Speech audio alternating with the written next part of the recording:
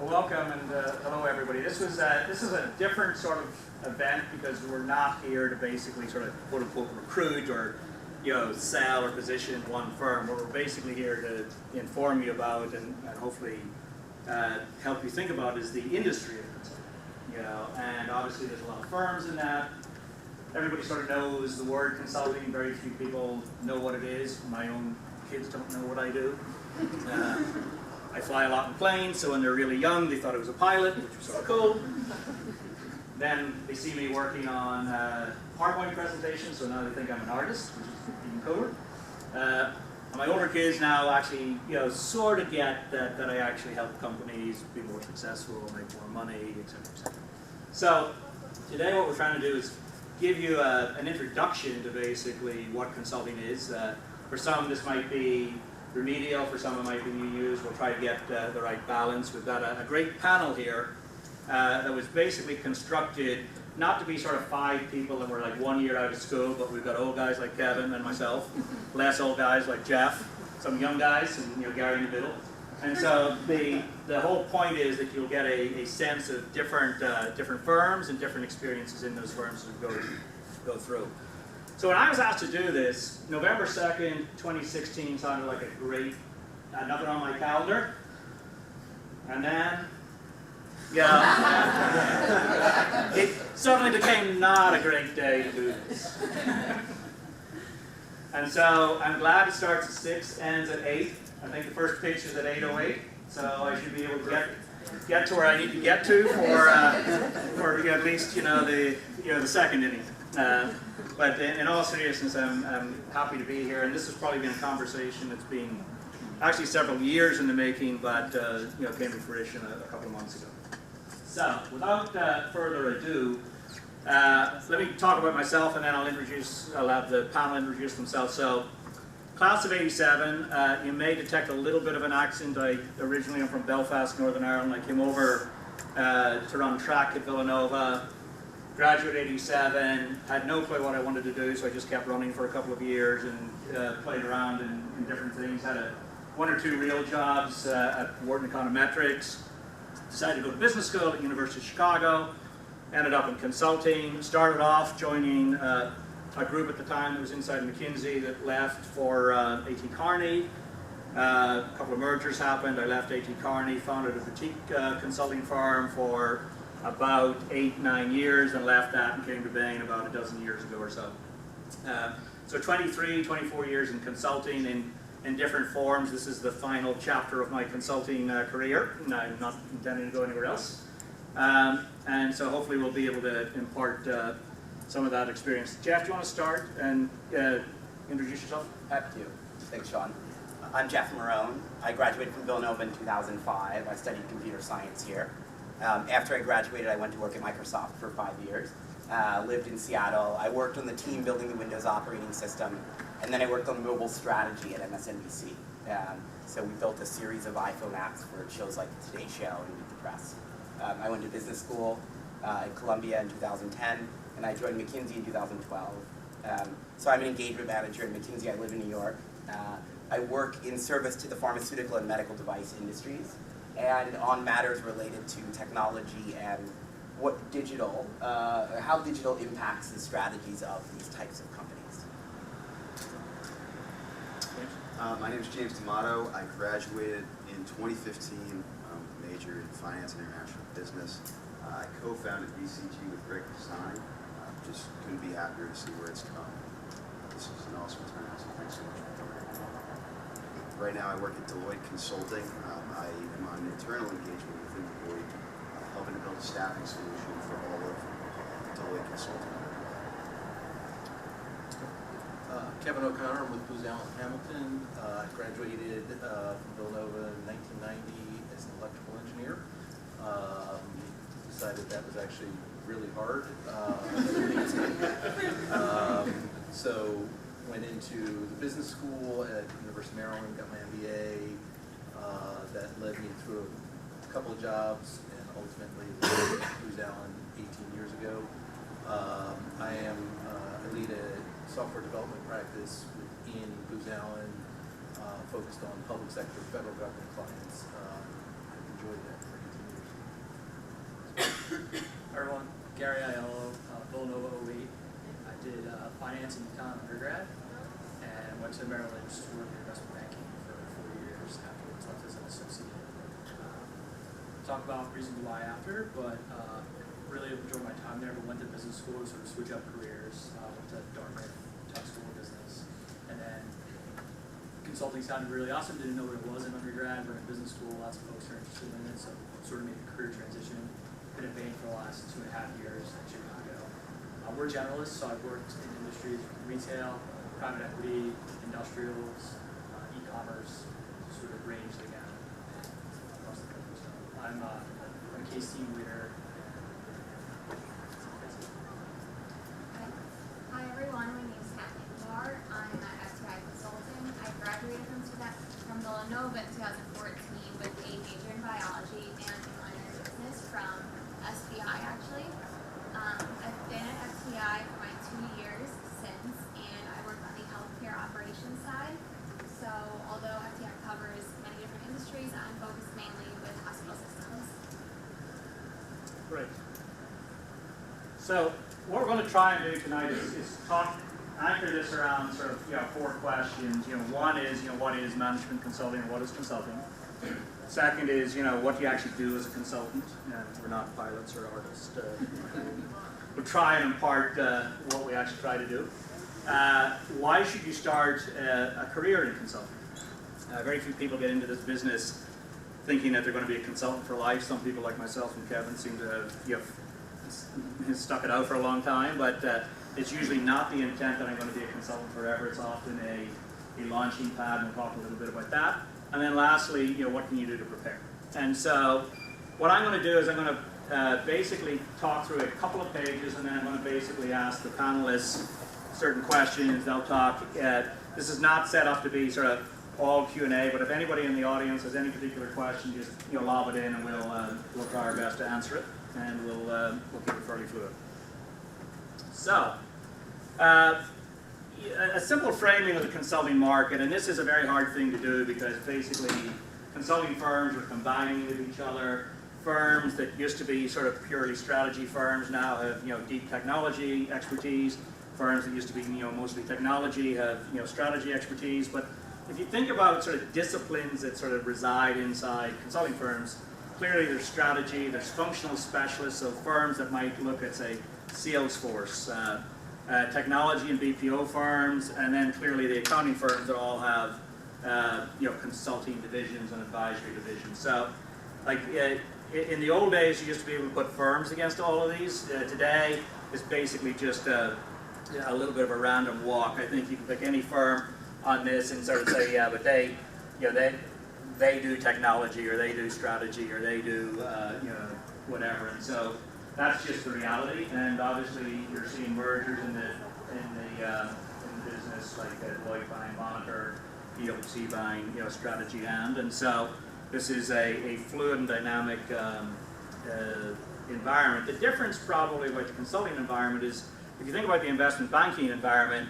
most investment banks generally do the same thing. Big investment banks all do the same, medium-sized investment banks all do the same. Consulting firms tend to be a little bit more bespoke, a little bit more customized. Some are very narrow, some are very broad. So it's a little bit more eclectic in terms of like, you can't sort of just compare 2 firms and say they're exactly, do the same. So another way of thinking about this is like, well, what do we actually do, or what questions? We basically help businesses address, key strategic questions, and that could be things like, how do you design and execute a better digital strategy? How do you improve profitability? I've just merged. How do you make sure that you've got the benefits of that? Should we divest or try to fix a struggling division? These are sort of the exam questions that executives pose to us, and we then figure out ways to solve those. We also address org and ops questions, and those would be things like, I need to redesign our organization to be more effective or more efficient. How do you select and maybe implement a new software package to run your business? That could be a supply chain package, an ERP package. Could be a staffing package. How do you improve productivity or sales force? That could be a very finite question. And then how do you streamline something like supply chain to drive profitability? So the reality is there's as many questions that we solve as you can think about questions. And so, maybe Jeff, do you want to take a moment and just like spend a couple of minutes on something you've been working on? Yeah, so let's pick one example. Thanks, Sean. So I was in a situation where we were working with a client, and here let's talk about a person, not a company. So this is a person inside of a company. He is the head of a digital unit of a pharma company. And he had been hearing from folks that building cognitive behavioral therapy using software would be a big opportunity. Cognitive behavioral therapy is talk therapy designed at addressing things like depression. He believed that building software to do that would be big, but he had absolutely no idea whether, in fact, his hypothesis was true. It turns out that it's actually very hard to value a market that doesn't actually exist. So he said to McKinsey, can you tell us, is this an opportunity? How large would the opportunity be? What are the things that we need to do as an organization to capture and capitalize on that opportunity? And so I led a team of 3 other consultants to answer that question in about 2 weeks. We produced a piece of material that we thought answered the question and put it in language that he, as the leader of his business, could understand based on sort of how he makes decisions, what he cares about, etc. So not only did we answer the question, but we also spun the story, we also built the story in a way that our client could understand it. And that's a great example of like if the questions we were asked to answer were easy, they wouldn't pay us to answer them, quite frankly. So the questions tend to be fairly nebulous. Oftentimes there's always a piece of it that, well, it's a market that doesn't really exist, so I've got to triangulate and figure out how to size it. I've got to think about reference points that might be analogs. So the thought process of how you basically sort of take a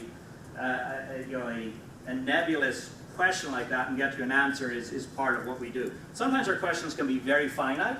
They can be like, we have a sales force, the bottom 50% are not performing as good as the top 50%, and you go and you figure out a way how to solve that problem. It's very bounded, but some problems, like Jeff was alluding to, are quite complicated, quite nuanced. It's not like there's an easy answer, and therefore you've got to figure out a thought process. And that thought process, as we said, you don't learn some of it. You learn some of those things in business school. You learn some of those things as an engineer. You learn some of those things as a computer scientist. It's what we look for is a way to think, and we teach you a way to think versus you just go and take a canned answer off the shelf. Kevin, do you want to talk about something in your world? Yeah. So actually, I do more on the federal government side. So the types of problems we solve are, the problems that the nation is dealing with in a lot of cases. You want to solve this election? Well, the debates? Are you solving that? You're not doing a really good job. We're going to have a good moderator next time. But if you think back several years ago, Hurricane Katrina, the government learned a lot about how they communicate with citizens during a disaster like that. And what they learned is that they really didn't have a way to do it. So we got involved. We had actually been working with a group of folks consolidating federal benefits into a single mobile platform. How do you actually, as a citizen, how do you access your benefits? And we built out this platform called benefits.gov. Well, the thought was we could take that, extend it into disaster assistance, and allow people who had gone through a traumatic event like a hurricane, a flood, those types of things, to access assistance for where they are and actually connect so that people knew they were safe. So we extended that platform, worked with the government to develop communications and how we were going to do that with FEMA. So that's something we're very proud of, that we helped solve a problem like that, big problem, and it's been used over and over and over again for different hurricanes and floods. So really, And I'm assuming that took longer than 2 weeks. took a little for longer, Jeff, right? Or actually, 3 weeks, was it? I would Or say most of the federal consulting does take longer because there is a lot of politics in terms of getting everybody to move in the same direction. But when you get them there, it's pretty satisfying. so a couple of things. We talked about something that's nebulous, and you got to sort of think about how to answer it. You think about moving governments and institutions, the change management associated with that, moving large bodies of people who may not be motivated to move the way that you want to move, enabling that with technology or not. These are, that's sort of maybe two bookends of the types of work that we do, and probably the length, that's a short project in consulting, that Jeff alluded to. I'm assuming that was a very long project in consulting, and we have probably everything in between.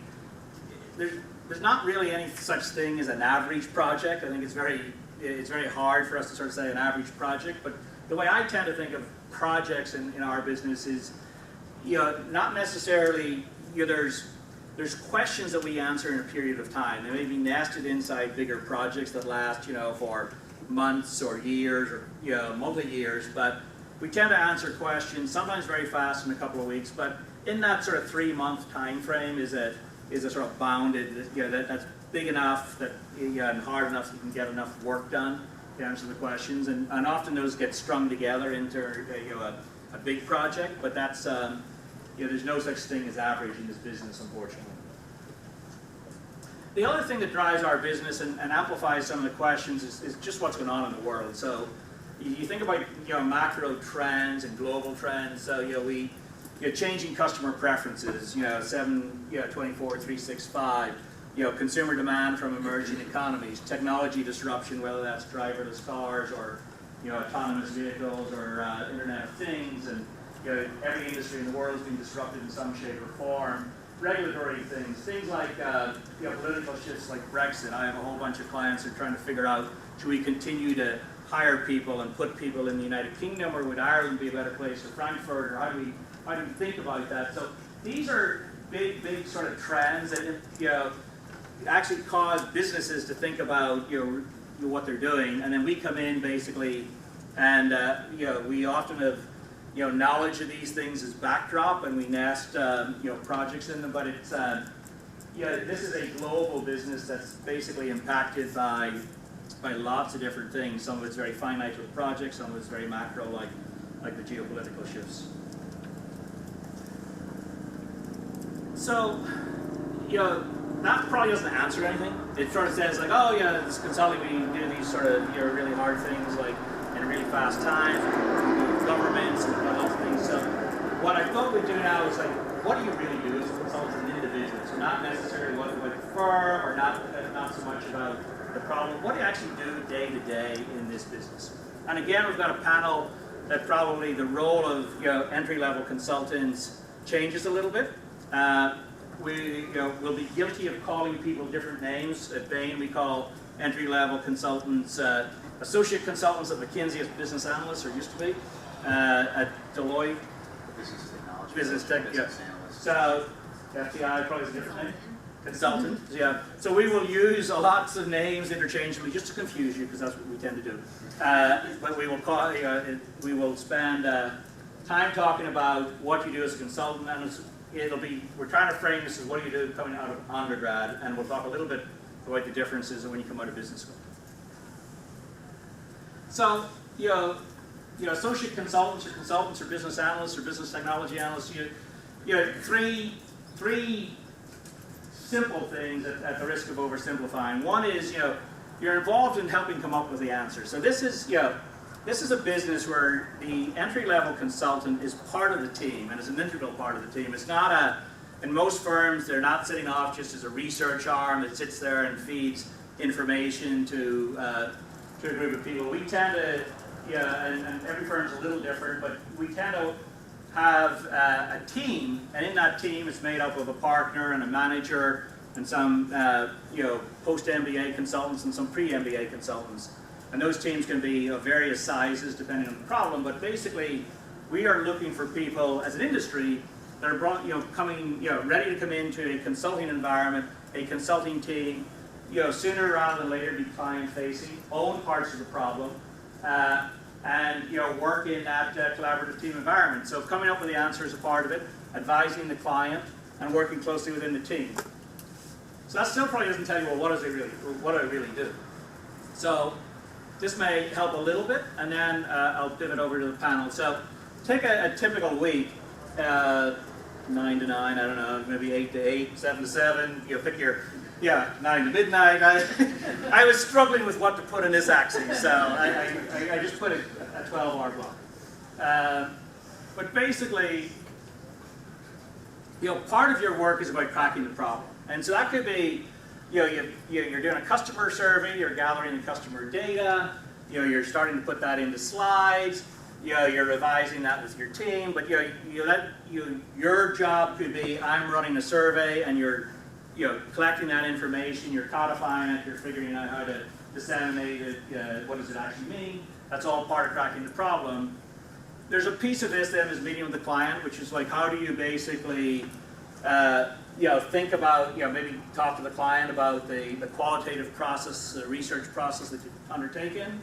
These things called client pre-wires are about talking to clients before the big meeting, giving them, potentially some of the major messages, validating some of the data with them, and then, often it culminates in some sort of client event. It might be weekly or monthly, but basically that's a mechanism to start, communicating back like what we're finding, part of cracking the problem. And then there's a whole bunch of, discussing that with your team. And so, again, no such thing as a typical or average, but if you break down sort of the bodies of work, part of it's problem solving, part of it's basically client interface, and part of it is with your team. And so you'll always, you try to own a piece of the problem. That problem is owned by the team. Other consultants own different parts of it. You come together, you triangulate your work. And so that's sort of like what a week would look like. But maybe James, you want to talk about a week in your life? Yeah, absolutely. Thank you, Sean. So I'm in technology consulting with Deloitte, which is slightly different, but it really pairs off a lot of what Sean has been talking about in terms of tracking the problem, meeting with the client, and discussing those results you get from the team. So in technology consulting, it's much more about the implementation of the solution that you're delivering. So it's meeting with the client, getting familiar with what their requirements are in terms of what they're looking for from their solution. So what business problem are they trying to solve by using technology? From there, we actually go in and build the solution, whether it be configuring a large ERP system like SAP or Oracle, or even developing a customized solution, which Deloitte does as well. And then from there, testing the solution to make sure it's appropriate for exactly how the client wanted, and then ultimately launching, working with them to make sure their support structure is up to speed, and make sure that their organization as well is ready for that change that's coming. So my day-to-day is very much involved with first meeting with the client, getting familiar with the configuration items that we're discussing, and then throughout the day configuring, constantly touching base with the client, making sure we're meeting their specifications, and then later in the day providing status to my team lead. Yeah, that's pretty much it. Kathleen? Sure. So every day is very different. I'd say a lot of my days revolve around data analysis and deliverable preparation.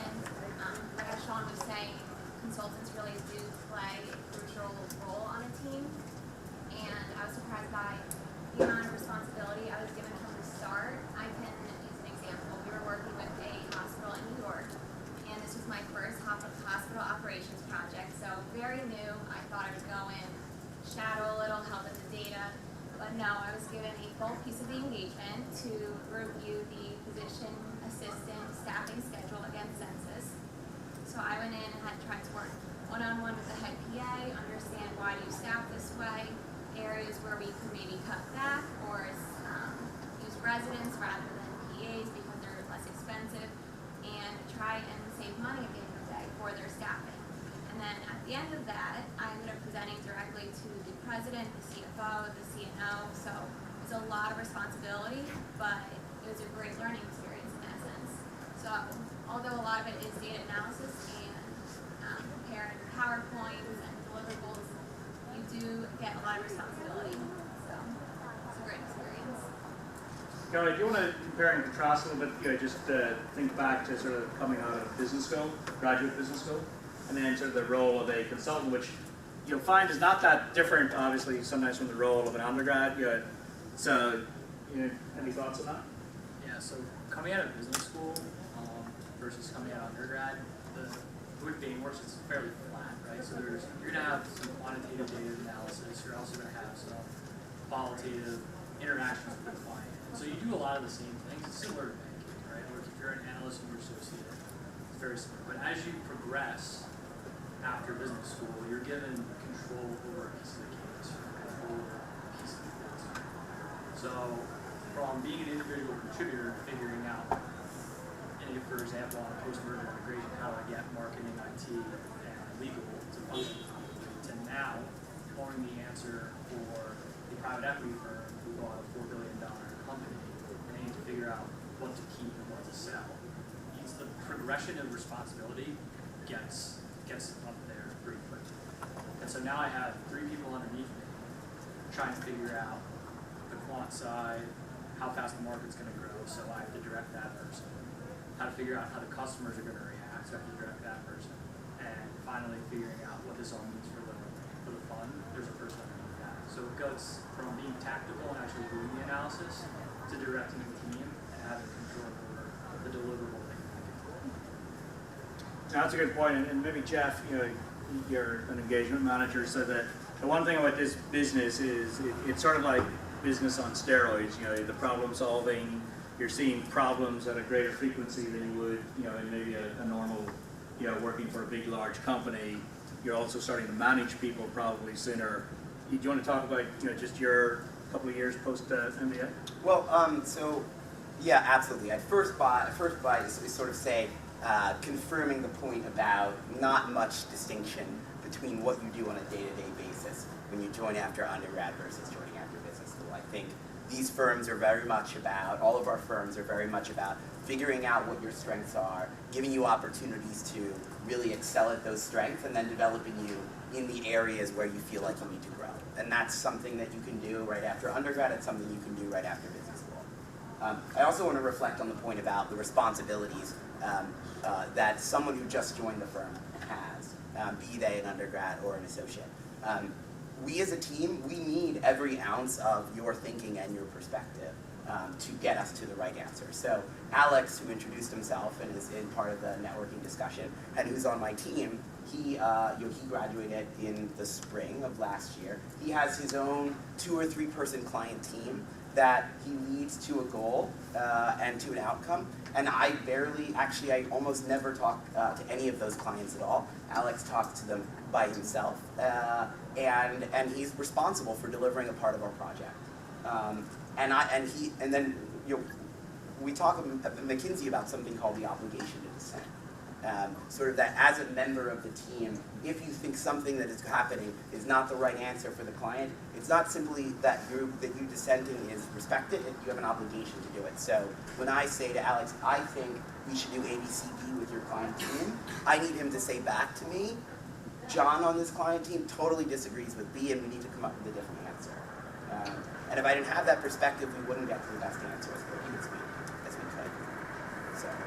The other thing, and in this, and I think everybody will agree with this, is that we are an industry that, we're a human capital industry. The only thing we have is our people. We don't really make that much. We basically have people that we manage to try to be, to be great at what you do. And so we are world class at, as an industry, in reviewing and upward feedback and downward feedback and sideways feedback and more feedback than you can ever imagine. But it's a great, that is a huge part of the learning in this business of just, you sit down, and different, we have our, you have your obligation of dissent, we have, true north. It's how do you have, real candid conversations about your performance, what you're doing well, what you're not doing well, how do you get better. That's, there's a formal piece of that, there's an informal piece of that. It happens nearly every day in some shape or form, or at least every week, of some, form of feedback. And so this is a career, again, like you can go into a large Fortune 500 company and get like one review once a year, and that is sort of more of a, you're doing a great job, see you next year. And we are, as an industry, nearly the extreme of that. We're always looking at our talent. We're always trying to sort of round out our talent. We're always, as Jeff said, we're always trying to sort of figure out which pieces of you need to develop faster than other. Everybody comes into this business with, spikes. You're either off the charts analytically and quantitatively, and you maybe need to sort of, boost your your communication skills, or your client skills, or your logic skills, or your simplification skills, or you might come into this business as a great communicator and not as strong a logical thinker. And so we're always looking for which piece of you we need to make better, and with the recognition that everybody doesn't come in the same. And our whole human resource processes are geared to sort of like filling out those gaps, rounding out the people, and moving you from that entry-level job to being able to manage a couple of team members, and then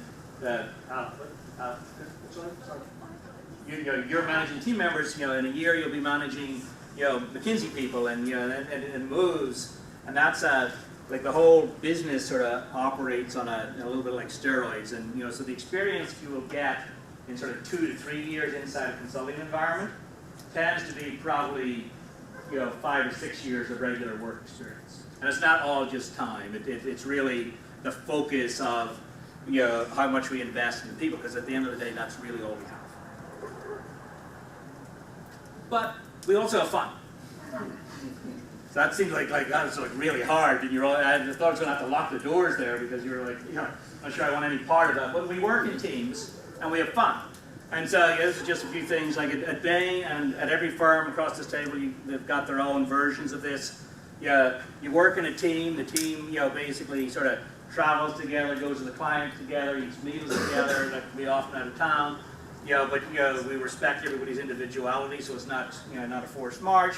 In Bain, every office in Bain is a Bain band. There's a bunch of bands in other consulting firms. That seems to be a common theme. We have the Bain World Cup, which is every office in Bain is a soccer team.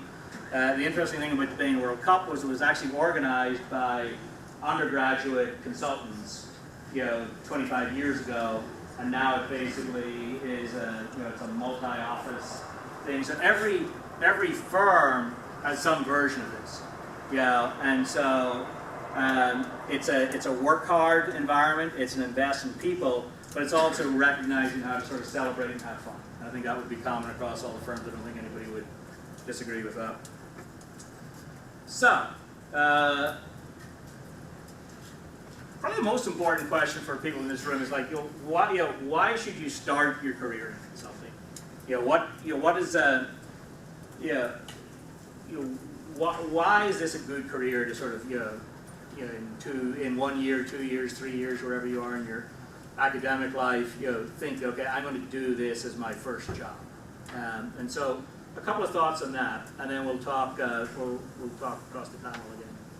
So let me just very simply articulate a consulting career. So a consulting career, we've been talking a little bit about the undergrad world. You come in, whether you're called an associate or an analyst or an AC or whatever, there's usually a brand new AC, and then there's a senior AC, and there's usually a business analyst and a senior business analyst. But basically, there's a little bit of maturing in that 2 to 3 years. And a lot of firms sort of look at this as a sort of more like a 3-year sort of thing, and then you decide, potentially to go to business school. And there's sort of 2 paths inside most consulting firms. One is you can try to stay, and that's a bucket called direct promotion, where you just sort of stay there and keep going through the firm. Or in some cases, we send a lot of people to business school. In many of the firms, we will actually pay for you to go to business school, support you getting into business school, and then you come back from business school and your career sort of, you start being a consultant, and then you're a manager, and then you're ultimately a partner, and so that would be like, if you were to stay in consulting, that's generally the timeline and the different steps.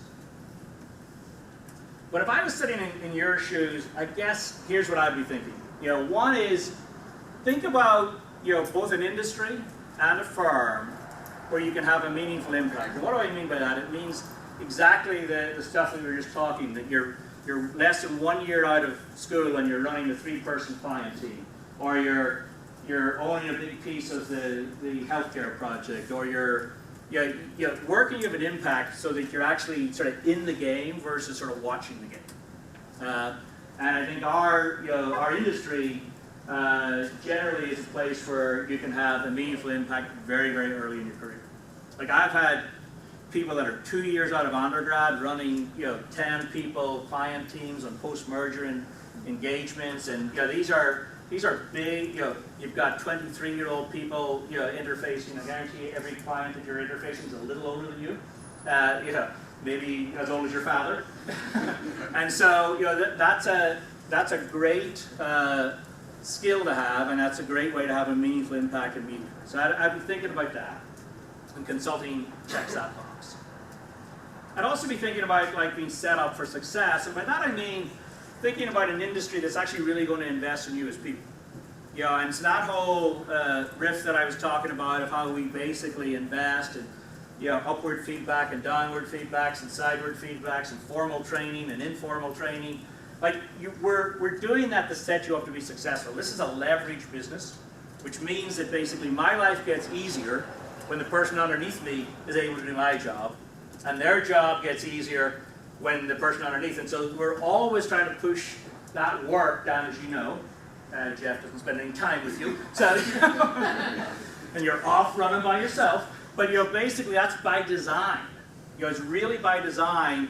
And obviously you would not be running by yourself if Jeff didn't feel comfortable that you could run by yourself and he gave you enough and you felt set up to be successful. That's what this industry is about. We're not setting up people to sort of fail, because if you fail as an individual, the team fails. And the team's only as good as the weakest unit, and so we have to really invest and set it. So look for industries and also firms that are really going to invest in you. Develop your network. Well, your network basically starts internally. You're part of that team. You'll build relationships with the people that you train with, your entry classes, and you'll go through the firm. You'll build relationships with clients, and so you start, again, building out a network that, at some point will be, will serve you up, depending whether you stay in consulting or not.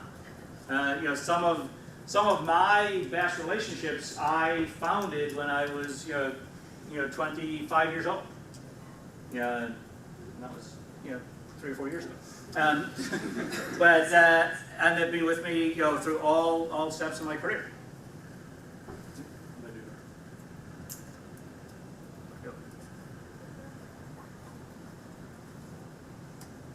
And then lastly, think about consulting not just as is this a stepping stone to your future career? So what are those skills that you learn along the way that can basically either if you decide to stay in that first page and go right through, or what does this teach you to do in other careers and also be a launching pad?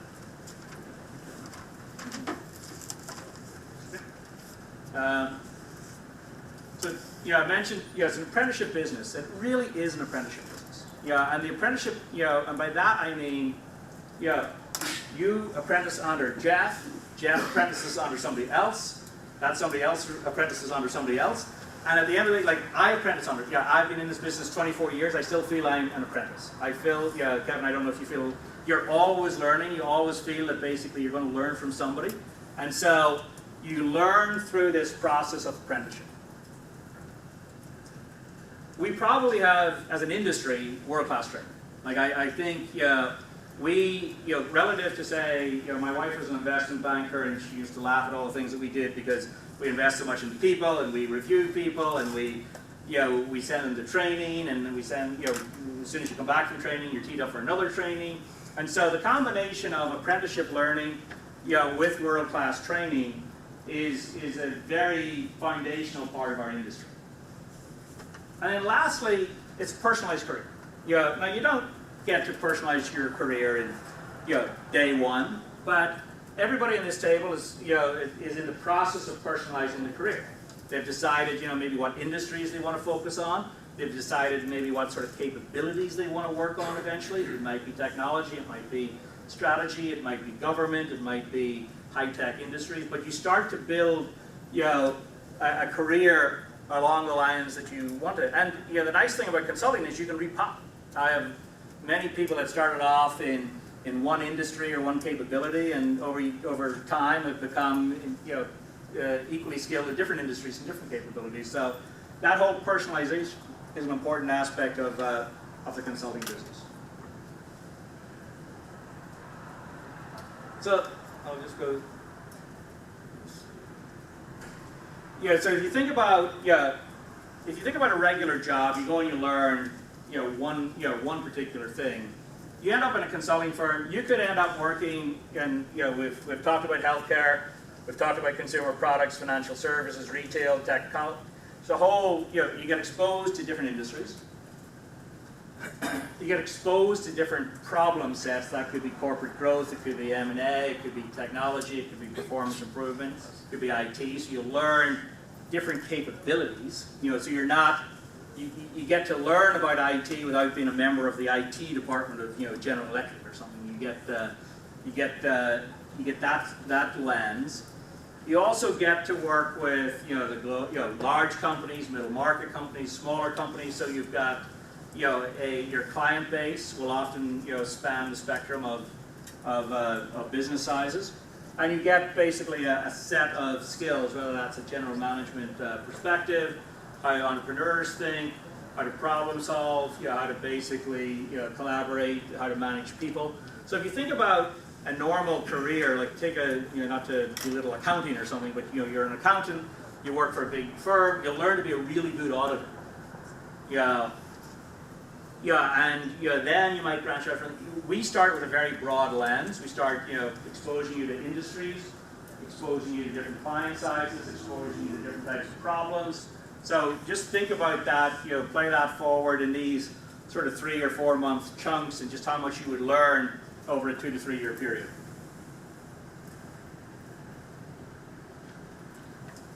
And we've talked about traditional companies, I think investors. So let's. Jeff, like if you think about your consulting career and the types of companies that you have served, what have been some of those? You don't have to name them, obviously, but just the types of businesses. That Yeah, absolutely. So when we started out, I said I serve pharma and med device companies, and so now I serve a large diversified one in New Jersey. I serve a very large Japanese pharma company and have for 3 years or so. My first 2 years was a wide range. I served insurance companies. I served at least one company on this page that we're looking at. I served media companies. So did we. Yeah, I served the United States Treasury Department, consistent with the pitch of getting an opportunity to do a huge different variety in the first couple of years, and then slowly personalizing to Sean's point. And tell me a little bit about why you decided to get into consulting postgraduate school. You obviously had done some interesting stuff at Microsoft and different places, and then you went to graduate school and you made the decision to get into consulting. What was your thought process? I guess is this is a place to restart your career, maybe, given that you started your career somewhere else? Yeah, absolutely. So I could sort of give you the answer of what I was thinking about when I joined McKinsey, and then I can give you the story I will tell now about why it's important. I think it reflects how little I think understood the industry before I joined it. So why did I join? I sort of like to say that it was an opportunity to punt on the question of what I wanted to do with my life. I'd worked in tech for a while, felt a little bit like my growth and development was slowing. I was reasonably sure that I would have more opportunities at the end of 2 years in consulting than I would have at the beginning of 2 years of consulting. I thought working in a bunch of different industries across a couple of years would be valuable and help with that. That's why I joined. Now, looking back, it's really clear to me that the skills and the capabilities that we spend our entire day trying to develop in our colleagues, to Sean's points about training and development, are immensely valuable in almost any organization where you could work. How do you use data to support an answer? How do you counsel a senior person about the way that you think is right? Whether you're working in government, whether you're serving a nonprofit in your community, whatever, those skills I think are very valuable. I didn't understand that as well before I joined, but if I had to make the case backward looking, that's what I would say. I'm glad I'm not the only one that funded for 23 years. Eventually I'll figure out what I want to do when I grow up. Kevin, tell us a little bit about why you've stayed in consulting for so long. So I started a similar story. I started consulting to kind of get a broad perspective. I was on a 2-year program in my mind. and I've been there 18 years. So either I'm very slow at making a decision, or I actually enjoyed what I was doing. It was more the latter. I actually found the challenge in consulting was very different with every project that I worked on.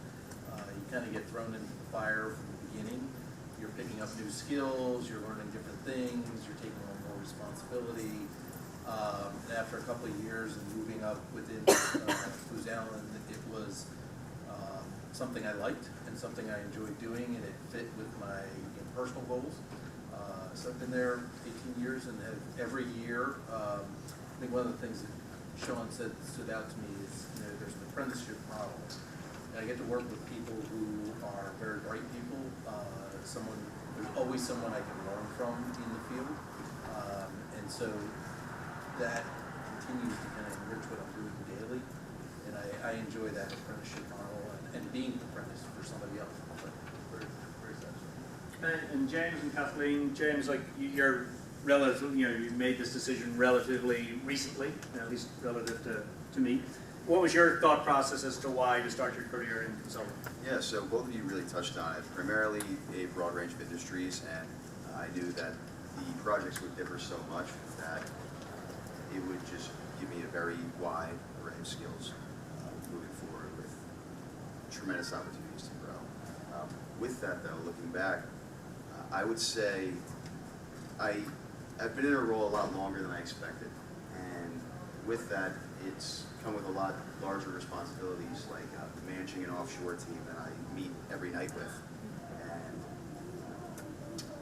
just owning meetings with the client, things you'd never even expect to do coming in only a year.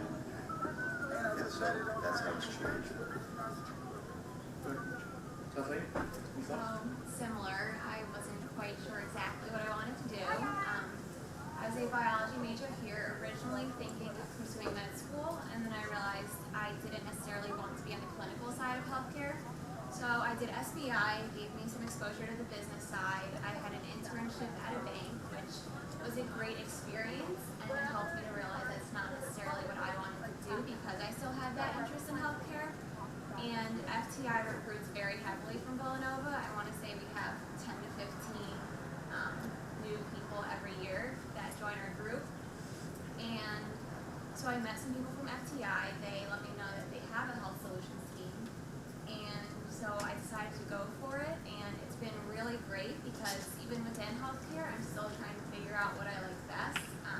Within my first 2 years, I've worked with pharmaceutical companies, medical device companies, most recently hospital systems, and after it really clicked for me, I realized I like this a lot. I want to keep going with the performance improvement projects with these hospital systems, and it's been a great experience because I'm constantly learning something new, always meeting new clients, and I'm never bored, so that's always good. You're traveling, you're up and about, so I definitely see myself here for a few more years, and then we'll see where it takes me. And Gary, you were an investment banker, and then what are like maybe 2 or 3 things that if you sort of compare and contrast us, given that there's a lot of people in the room probably are thinking about both of those as potential career paths? Yeah, so Nova's got a great franchise and pipeline to financial services, right? You got great pipeline to the big 4 accounting firms, good to the big bulge bracket banks. And so when I was here in 2007 to 2008, finance was awesome, and the whole market just completely blew up. Like before my first day, I had to switch groups because my old group bought a bunch of stuff I shouldn't have bought, which was really cool. But I was lucky enough to last 4 years through it, and it was a great experience. And where you're at right now, I see a lot of fresh faces, right? Like you need to build a strong foundation for the rest of your career. You need to challenge yourself early on and learn a bunch of different things. Learn how to solve problems, figure out what industries excite you, figure out what kind of people you like working with. And banking was a great way for me to figure out all of those things. I learned a lot and would have changed my experience for the world. I think it's a great place to start your career. But as I look at the ACs, the Young Associate Consultants, right at 100, I wish I could go back to being an AC because the optionality you have out of that position is tremendous. You can do anything out of consulting, which is the coolest thing because I didn't know, I still don't know what I want to be when I'm 30 years old. I'm a midlife crisis. I don't know what industry to segment is. You see a lot, and you work on really hard problems within those industries. And so you can go into a private equity firm after 2 years working as an associate, so working as a business analyst. You can go work for a startup. You go to business school, hit the reset button, which is what I did, and switch careers, and then figure out the next step is. So I challenge you guys, like, as you're thinking about your career, the most important thing for you is probably just to find a place where you're going to feel challenged, where you're going to work with people you like working with, and just build optionality, because you're going to be 22 years old, right? Why would committing yourself to one thing forever, probably an unlikely scenario. You're going to switch careers over time. I think being a consultant and working with all these different industries, healthcare, tech, government, so be it. You're developing skill sets to be a core problem solver. And so that's key. You can bring that skill set in. I feel like I can go to any one of those companies on the board right now, insert myself into a strategy group, and add a ton of value right off of that. And so that's pretty much what I was trying to do. So just on the optionality point, and I think everybody in this table would have stories, but I wanted to just personalize this because these three guys at one point actually worked on, they were doing client work underneath on one of my teams. But so Andy and Jeff basically founded Harry's. I don't know if people are familiar with Harry's. It's sort of mail order razor blades. It's like Dollar Shave Club. I think Dollar Shave Club was bought for $1 billion, so the money valuation on Harry's right now is probably fairly sizable. Jeff, this is his second company. He founded Warby Parker before this, which is the mail order eyeglasses. So you got a little bit of theme. He basically was an AC, and true story was that he was just pissed off that it cost so much to get his glasses, and then he said there's got to be a better way of doing this, and so he basically took the skills that he learned as an AC and applied it to building Warby Parker. And then it was basically the same story. He went into Walgreens and said, man, these razor blades are really expensive and they're really hard to get to, and now they even lock them up, so they're even harder to get to than they used to be.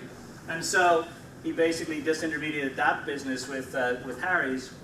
And so that's a great sort of that's optionality. Create your own business. You learn these foundational skills. Adam, a different story. Adam Braun he's out saving the world.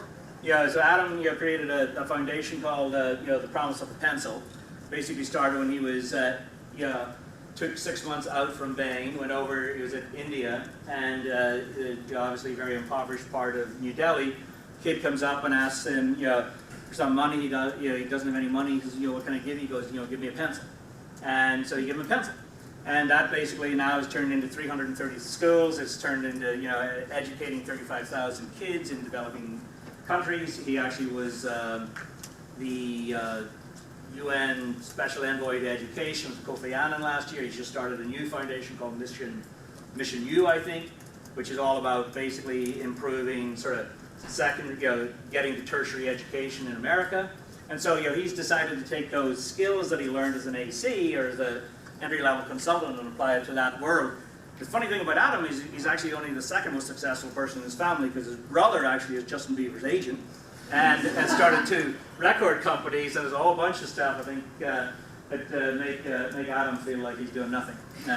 So anyway, the point is, and I'm sure Jeff has 100 stories, and this is an environment where you can apply these skills to fantastic pursuits if you happen to opt out of consulting.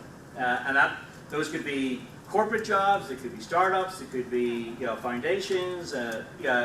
It teaches you how to think, it teaches you how to prioritize, it teaches you how to problem solve, it teaches you how to communicate. Those are skills that you can do anything with. And so I think if there's one reason to think about consulting as a career, I would use the word optionality. Because I don't think people. I think the roads that gives you, and one of those roads could be I'll stay in consulting forever. And there are 50 other roads that you could take from that. But that skill set that you learn is just worth its weight in gold. So now that you're all sort of energized, but I want to be one of those guys and start a $1 billion company and get some of these skills inside consulting firms and and go and do my thing or stay here for life. What can you do to prepare? And so a couple of things, and then I'll have the panel just close with a piece of advice to all of you. But if you think about it, what we're looking for, and we've talked about this, at the end of the day, we're looking for smart people. So how do we figure out smart people? We look at academic records. So some form of academic achievement that basically shows that you are you're a smart thinker. We also want people that are innate problem solvers, people that are always sort of saying like, why does this work, or why doesn't it work this way, or how could that be made better? That's different. That's necessary. That's related to smartness, but it's a different skill. Demonstrated leadership. We want people that can lead. Now that doesn't necessarily mean that you've got to be sort of the captain of the football. There's many forms of leadership. We look at leadership in a very broad definition of the word. You need to be a strong communicator, and most importantly, you need to be able to play on a team. And so, our interview process, our preparation process, is all about trying to sort of figure out, where you rank and stack up on these dimensions or dimensions that are very close to these. We do that primarily through a case interview. And a case interview is not like a regular interview. You don't walk in and we don't ask you, where did you come from, and tell me about this. That's all a little piece of it, but in that interview there is a business problem. And what we're trying to do is they're representative of the types of business problems our clients face. We're trying to really see how you think and problem solve. It's not really about getting the right answer. It's about it's trying to uncover your thought process to get to an answer. And it actually should be fun and engaging. It shouldn't feel like an interrogation. It shouldn't. Sometimes it does, but it should. It shouldn't. Examples would be, a question could be, television manufacturers losing market share in its biggest product line. How can you reverse that trend? We want people to engage in that, that discussion, ask for data, get data. Think about a framework, and it's. What we're looking for, as I said, is the approach you take, how analytical and creative you are, how you use data, how you communicate, how you think about implementing. Are you pragmatic? So it's not about the mistake a lot of people make is like, I've got to get to a very specific answer. Now you can't be like wildly off base, but what we're really looking for is the process that you undertake to get to an answer. So tips for case interviews. Make it about a business. This is where the interview changes. It's as much about dialogue as it is interviewer asks you a question, you respond. Drive to an answer. It's the thought process, to get to an answer that we're really looking for. Be pragmatic. Demonstrate your communication and people skills in that structure.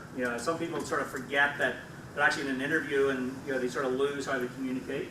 Listen. The interviewer will actually be providing you direction. The number of times that I've sat across the table from candidates and I've given them some information and they've not taken that as direction.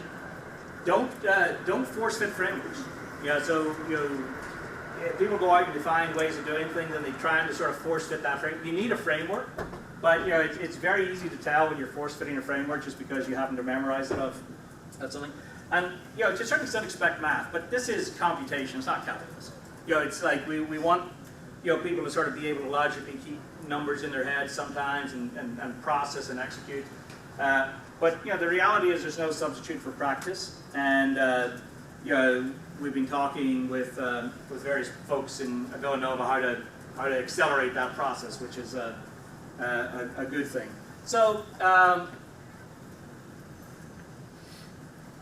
Jeff, if you were to sort of big audience here, but what piece of advice would you give to everybody in this room in terms of maybe how to think about this and how to prepare? Yeah, understood. So actually, it would be interesting to see how many people in the room have done a case interview. Okay, so let's say 5% of the room. Sean makes the point that ultimately we're looking for smart people, good problem solvers, and then we use the case interview as a way to do it. And you sort of can walk into a case interview as, I think, a smart person and a good problem solver and do reasonably well. Some people seem to knock it out of the park, but I think that there is an enormous element of practice that goes into sharpening your problem solving, knowing exactly how these things go, sort of knowing the way to structure the communication and whatnot. So, you know, you should get, you know, the goal should be to practice over and over and over again for these things and preparing for an actual interview, getting feedback on how you're doing, improving, etc. So that, you know, sort of we get to, in a discussion when you're actually thinking about applying, 95% of the people in the room can raise their hand and say, I've done 10 as practice. For me, when I was interviewing, there was probably a 6-week period where it was my overwhelming priority. Basically when all my classes, I forgot about them for 6 weeks and practiced together. Some people walk in and nail it with zero prep. Sort of on Thursday, somebody says, do you want to interview McKinsey, and Friday they get an offer. But that wasn't my experience.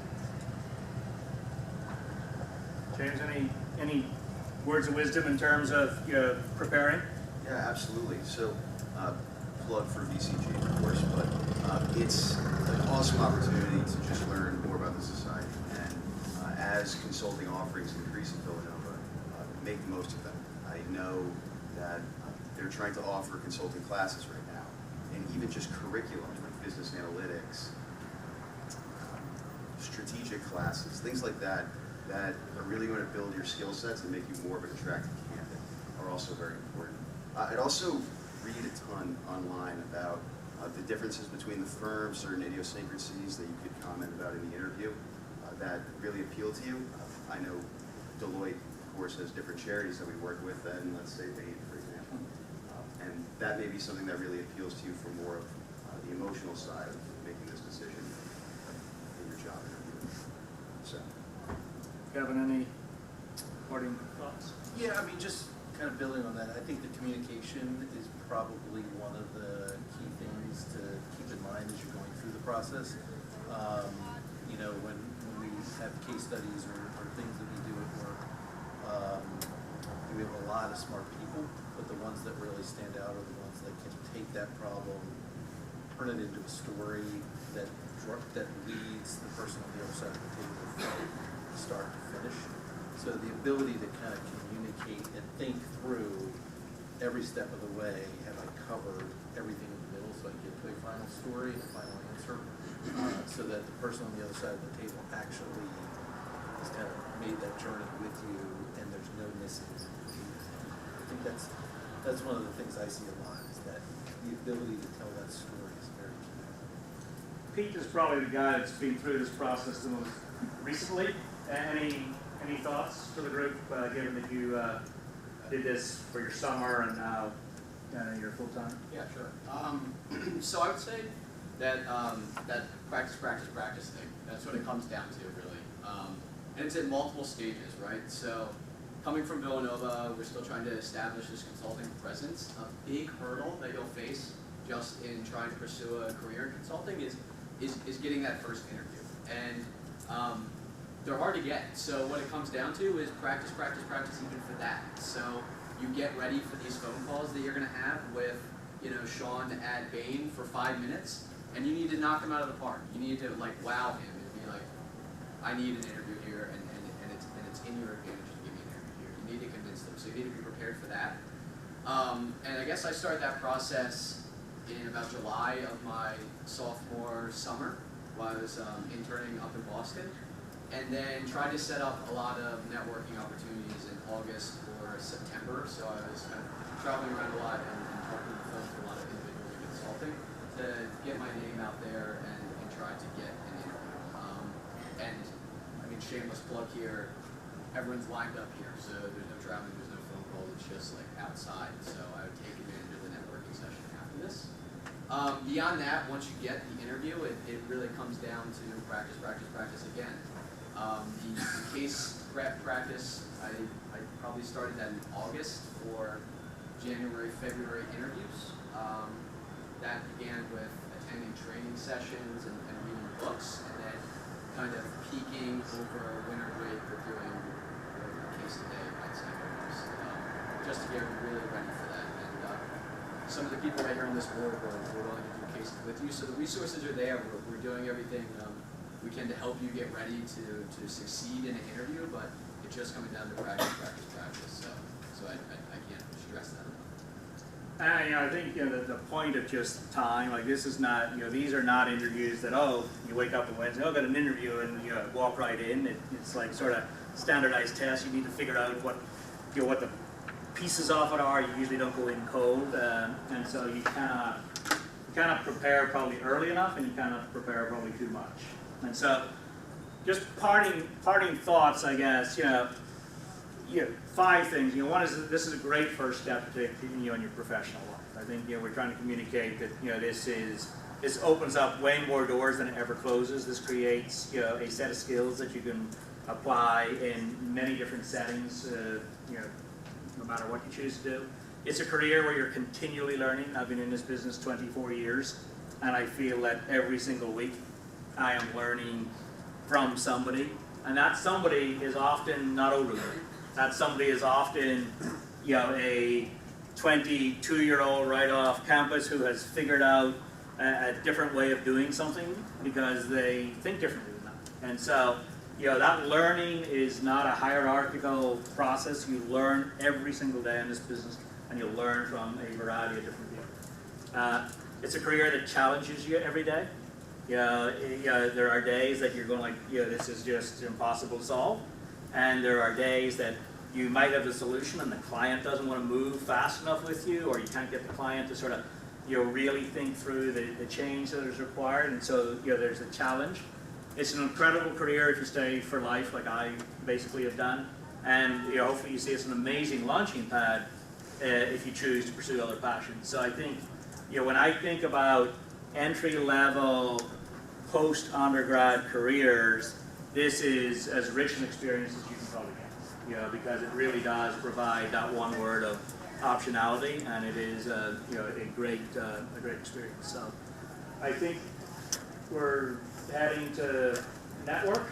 Yeah, so just before we head out, a huge thank you to Sean and all the panelists. This was great.